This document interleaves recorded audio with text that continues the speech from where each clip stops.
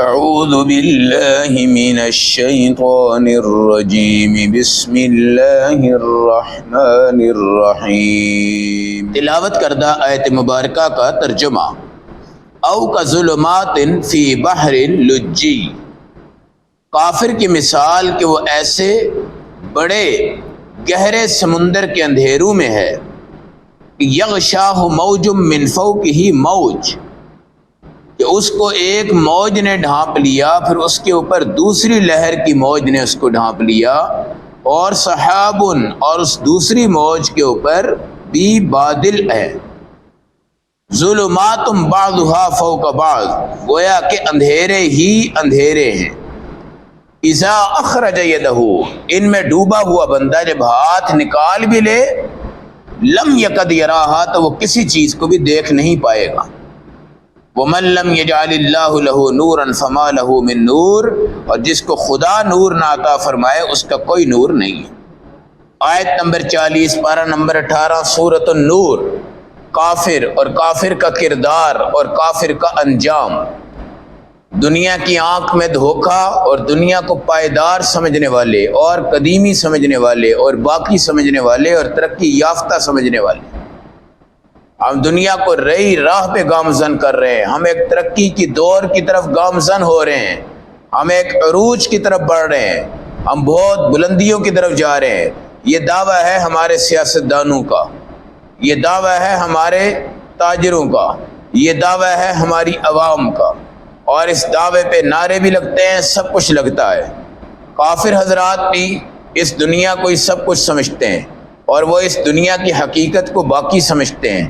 قرآن کہتا ہے ان کی مثال اس طرح ہے جس طرح گہرا سمندر ہو، اور اس سمندر پہ موج آئے پیچھے سے اور اس کو ڈھانپ لے، پھر پیچھے سے ایک بڑی موج آئے اس کو بھی ڈھانپ لے، اور نیچے کے اندھیروں سے نیچے پھر اندھیرا، پھر اندھیرا، پھر اندھیرا، بہت سے اندھیرے ہیں۔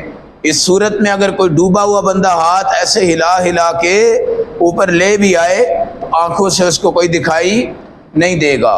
یہ کافر اینک پہن کے بھی اندھے ہیں، یہ کافر فانوس کے نیچے بیٹھ کے بھی اندھے ہیں، یہ کافر سورج کے قریب بیٹھ کے بھی اندھے ہیں، یہ کافر چاند کے اوپر جا چکے ہیں اس کے باوجود بھی اندھے، یہ کافر خلائی شٹل کے اوپر جا چکے ہیں اس کے باوجود بھی اندھے، جبکہ ہمارے ایسے صحابہ کرام جن کے پاس جوتی بھی سالم نہیں تھی، پھٹی ہوئی جوتی کو ٹانکا لگاتے تھے، مگر اللہ نے ان کو ایسا نور ایمان عطا فرمایا کہ وہ فرش پہ بیٹھتے تھے، رب ذکر عرش پہ کرتا تھا، اور یہ کہاں سے کہاں پہنچ گئے ہیں، لیکن اللہ کے ہاں ان کا کوئی ذکر نہیں ہے، اللہ کے ہاں ان کی کوئی بھی صورتحال قابل قبول نہیں ہے۔ اس لیے اندھیرے میں ڈوبے ہوئے ہیں یہ لوگ، اور یہ جس سڑک کو سڑک سمجھتے ہیں وہ فانی ہے، بلڈنگ کو بلڈنگ سمجھتے ہیں وہ فانی ہے، بادشاہت کو بادشاہت سمجھتے ہیں وہ فانی ہے، بہت سی چیزیں فانی ہیں۔ برطانیہ کی ملکہ جو بہت بڑی عمر میں اس دنیا سے چلی گئی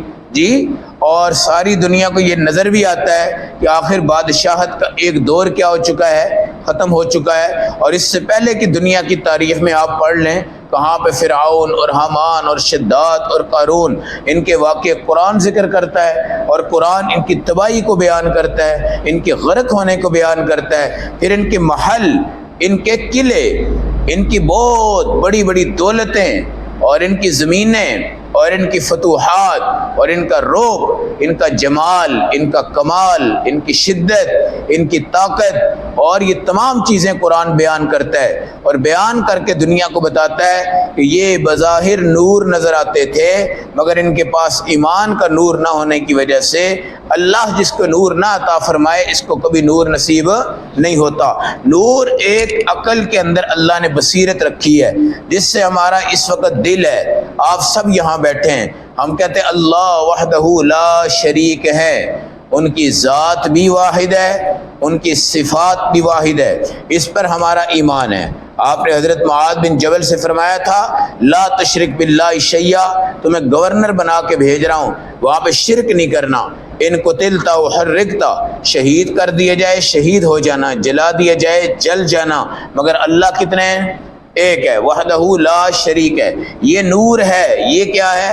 نور ہے کہ آپ اللہ کو ایک مانتے ہیں، حضور پاک کو خاتم النبیین مانتے ہیں، صحابہ کرام کو دنیا کی پوری امتوں سے اعلیٰ مانتے ہیں، نبیوں اور رسولوں کے بعد یہ تمام کا تمام اللہ نے ہمیں نور عطا فرمایا ہے۔ ہم نے اس کا کوئی کورس اس طرح کالجوں میں نہیں کیا، یونیورسٹیوں میں نہیں کیا، ماں باپ کے پیٹ سے جب آئے ہیں اللہ نے تربیت ماں کی گود میں ایسی رکھی ہے، الحمدللہ لا الہ الا اللہ پہ چلتے رہے، افضل الذکر لا الہ الا اللہ پڑھتے رہے، لا الہ الا اللہ کا ذکر سنتے رہے، آج وہ ہمارے قلب میں راسخ ہے۔ سوچتے رہے کہ موت آنے والی ہے، بہت زندگی قریب ہے، الحمدللہ موت کا عقیدہ بھی پختہ ہے، موت کے طریقے بھی پکے ہیں، جنازے کے طریقے پکے ہیں، کفن کے طریقے پکے ہیں، غسل کے طریقے پکے ہیں، قبرستان کا نظام موجود ہے، آگے کے جہان موجود ہے اور آخرت کا نظام موجود ہے۔ سارے عقیدے اپنی نظروں سے اوجھل ہیں، لیکن یقین اس طرح ہے کہ جس طرح نظروں کے بالکل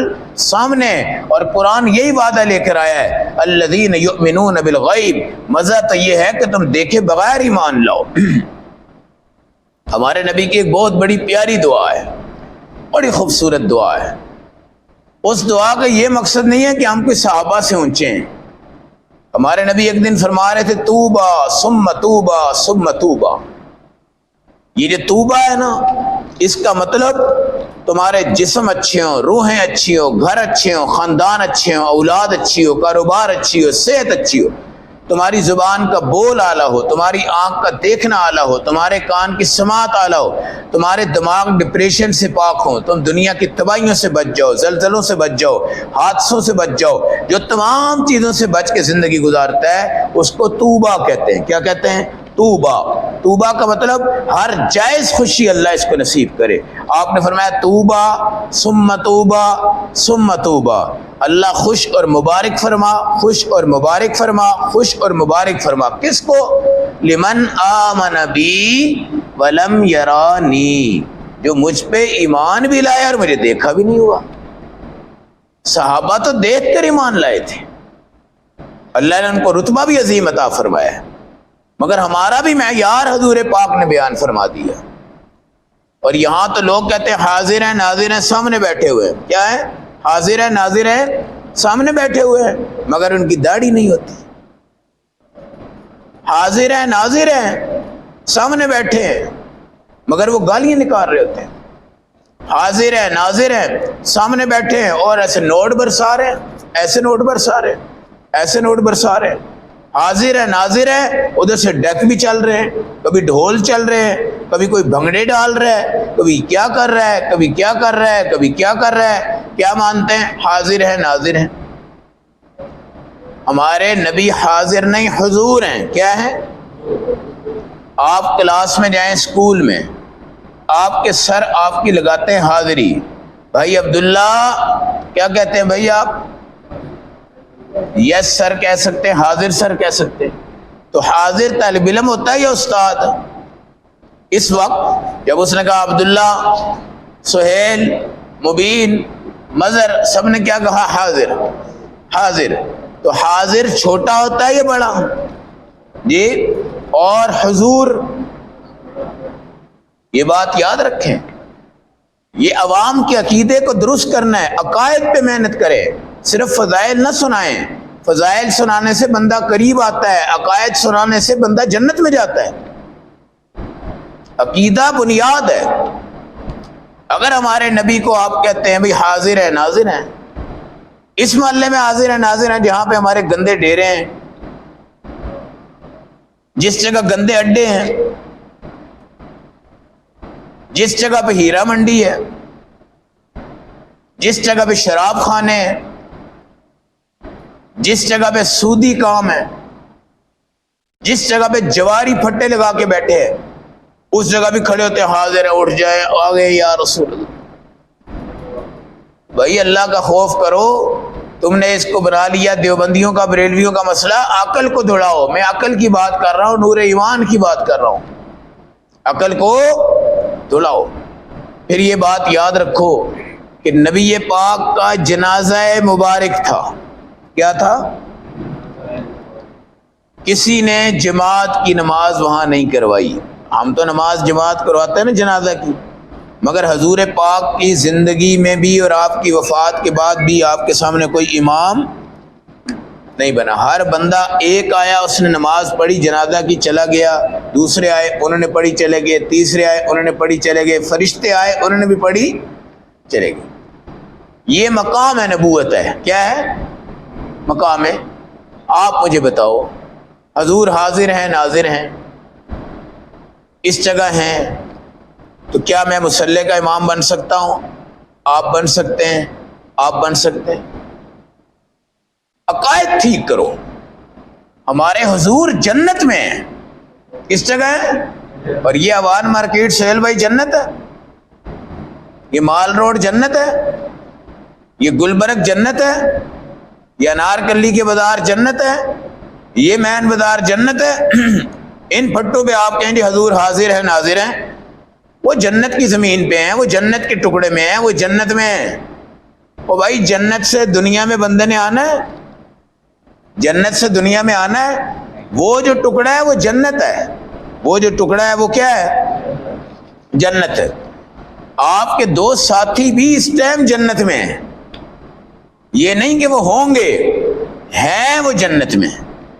کس میں ہیں؟ اور حضرت عیسیٰ بھی اس جگہ مدفون ہوں گے، اور آپ بھی جنت میں ہوں گے انشاءاللہ۔ ویسے تو آپ جنتی ہیں، نبی جو ہیں، لیکن آپ کا وجود بھی جنتی ہو جائے گا اس دنیا میں ہمیں ایسا۔ خیر یہ اس کے ضمن میں بات آ گئی کہ جو اللہ نور عطا فرماتے ہیں نا وہ نور ہے۔ آپ ایک اندھیری کوٹری میں بیٹھ کے قرآن پڑھو، رب اس حال کو چمکائے گا اور فرشتے دیکھیں گے۔ آپ ساری دنیا کے جلسے کر لو، نعتیں کر لو، سب کچھ کر لو، یہ نعتوں کا سیزن آ رہا ہے۔ کیا آ رہا ہے؟ نعتوں کا۔ آپ سروے کر لینا، نعت خواں کی داڑھی چھوٹی ہوگی۔ آپ سروے کر لینا، نعت خواں نماز بجماعت میں شامل نہیں ہوگا۔ آپ سروے کر لینا کہ نعت خواں کے اپنے ایجنٹ ہوتے ہیں، اپنے ایجنٹ ہوتے ہیں جی۔ پہلے نمبر پہ وہ تھدی کھولتے ہیں، پیسہ، دوسرا، تیسرا، پیچھے سے، اور کوئی پیچھے سے 1000 روپیہ پھینک دیتا ہے، کوئی 500 پھینک دیتا ہے، کسی نے اوپر رکھا ہوتا ہے 500، نیچے رکھے ہوتے 10 کے نوٹ، اوپر سے دیکھ رہے ہوتا ہے بہت بڑا امیر آدمی، مالدار آدمی ہے۔ اور میرے بھائی یہ انتہائی معیوب عمل ہے، اس سے بچو، یہ تو برات کے کام ہے بھائی۔ اب تو میرا خیال ہے یہ جو برات والے ہیں ماشاءاللہ وہ کافی سمجھدار ہو گئے ہیں جی۔ یہ میواتی بھائی تو میرا حال وہ توڑے میں بھر کے اس سے نکال کے دیتے ہیں۔ ایک دفعہ ہم گئے، انہوں نے نکال کے پیسے تقسیم کیے، چلیں وہ ٹھیک ہے۔ آج کل وہ بھی چیز نہیں ہے، برات کے اندر بھی یہ چیزیں بہت کم ہو گئی، لیکن نعت خوانی میں یہ چیزیں پکی ہیں۔ اتنے مہنگے نعت خوان، 50 ہزار روپے کی نعت ہے، 100 لاکھ روپے کی نعت ہے، 1.5 لاکھ کی نعت ہے جی۔ اور جو نعت خوان ہے اس کی داڑھی پہ آپ پریکٹیکل کر لینا، یا تو کٹی ہوئی ہوگی یا اس نے سنت کے مطابق نہیں رکھی۔ تو یہ اندھیرے ہیں میرے بھائی، کہیں کافر تو اندھیروں کے اندھیرے میں، پھر اندھیرے میں، پھر اندھیرے میں، ہم نیکی کے تماشبین بن کے اور نیکی کا حلیہ اپنے اوپر ڈال کے کہیں اللہ والوں کے ہاں جائیں اور واہ واہ لے لیں، اور ہم بھی ان کافروں کے اعمال کے اندر ہی شریک ہو جائیں اور ہم بھی اندھیروں میں ڈوب جائیں۔ اس لیے عقائد پہ محنت کریں، اپنے گھر میں عقیدے پہ محنت کریں۔ عقیدہ توحید، اس میں کوئی لچک نہیں ہے، عقیدہ ختم نبوت کوئی لچک نہیں ہے، عقیدہ عظمت صحابہ کوئی لچک نہیں ہے، کسی قسم کی کوئی لچک نہیں ہے۔ اور ہم لچک دینے والے مولوی تلاش کر رہے ہیں، مولوی ایسا ملنا چاہیے جو کیا دے دے۔ اللہ نے یہ جو آیت ہم سے پڑھوائی ہے آج، آیت نمبر 40 پارہ نمبر 18 سورۃ النور، یہ ایک بہت مجرب آیت ہے، اور بے اولاد حضرات کے لیے یہ اکثیر کا درجہ رکھتی ہے۔ اور الحمدللہ میں نے ذاتی طور پہ اس آیت پہ تجربہ کیا ہے، اللہ نے بہت سے لوگوں کو اولاد سے نوازا ہے، اور اسی جگہ پہ اللہ نے ان کو اولاد سے اس آیت کی بدولت کیا کیا ہے؟ نوازا ہے۔ میں اپنے ساتھیوں کو بھی اور ہر مسلمان کو بھی اس آیت کی اجازت کے طور پہ یہ بتا رہا ہوں کہ آیت نمبر 40 پارہ نمبر 18 سورۃ النور، اس آیت کو آپ 11 بار پڑھ لیں اور 41 لونگ لے لیں۔ کیا لے لیں؟ 41 لونگ بے اولاد حضرات کے لیے جو در پہ دھکے کھاتے ہیں، اور پیروں فقیروں کے چکر میں ہیں، اور عورتیں جا کے درباروں پہ کپڑے اتار کے دربار کے کپڑے پہن کے آ جاتی ہیں کہ ہمیں بچہ ہو جائے گا۔ لعنت ہے اس بات پر کہ ہم اللہ کی نسبت کو چھوڑ کے غیروں کی نسبت پہ جائیں۔ بہرحال قرآن ہے اور قرآن کا علاج ہے، اور یہ میرا مجرب ترین عمل ہے، ذاتی طور پہ عمل ہے، اسی مقام پہ یہ عمل میں نے کیے ہیں۔ اللہ کے فضل سے اللہ نے اولاد سے نوازا ہے۔ ہاں جس کے مقدر میں نہیں ہے تو وہ اللہ کی مرضی ہے، اس پہ اللہ چاہے تو قرآن اثر کرے گا، اللہ چاہے تو قرآن اثر نہیں کرے گا، لیکن اسباب کی حد تک۔ آپ 41 لونگ لے لیں، 40 بار اس آیت کو 11 بار پڑھیں۔ کتنی بار پڑھیں اس آیت کو؟ 11 بار، اور 41 لونگ لے کے اس پہ آپ دم کر لیں۔ جو ہماری بیٹی بہن ہے، اولاد کا مسئلہ ہے، اس کو بھی بٹھا دیں اور اس کی میاں کو بھی بٹھا دیں، اور یہی دم لونگ پہ کر دیں، یہی دم ان بچوں پہ بھی کر دیں۔ جی اس کے بعد یا حی یا قیوم اللہ کا نام ہے، اس کو 1111 مرتبہ پڑھیں۔ کتنی بار؟ 1111 مرتبہ پڑھ کر آپ پانی پہ دم کر لیں۔ رات کو سونے سے پہلے ایک لونگ میاں لے لیں، ایک ان کی بیوی لے لیں، پانی یا حی یا قیوم کے دم والا استعمال کریں، اور رات کو اپنے حقوق زوجیت ادا کریں لونگ کھا کر۔ انشاءاللہ اللہ سے 100%، بلکہ 100 کہنا بھی غلط ہے، اللہ سے لامحدود حد تک اللہ کی رحمتوں کے زمرے میں ہمیں امید ہے کہ انشاءاللہ اولاد سے ان کو نواز دیا جائے گا۔ اولاد سے ان کو، یہاں کبھی کبھی مٹھائی کے ڈبے آتے ہیں جی، اکثر ہم درس قرآن میں ان کو تقسیم کر دیتے ہیں، یہ ان کے ہی ہوتے ہیں۔ کس کے ہوتے ہیں جی؟ اللہ نے بچہ دے دیا، اللہ نے بچی دے دی، اللہ نے بچہ دے دیا۔ کبھی دن کو تقسیم ہو جاتے ہیں، کبھی رات کو تقسیم ہو جاتے ہیں، ہم مٹھائی سے ویسے ہی دور ہیں، جب آتی ہے تو ادھر ہی آتی ہے جی۔ تو یہ ڈبے جو آتے ہیں نا آپ کے پاس، مٹھائی کے ڈبے، یہ اکثر ان حضرات کی طرف سے آ رہے ہوتے ہیں جو کہتے ہیں جناب اللہ نے کرم کر دیا۔ الحمدللہ اللہ نے کرم کر دیا، اور کس وجہ سے کیا ہے؟ قرآن کی اس آیت کی وجہ سے۔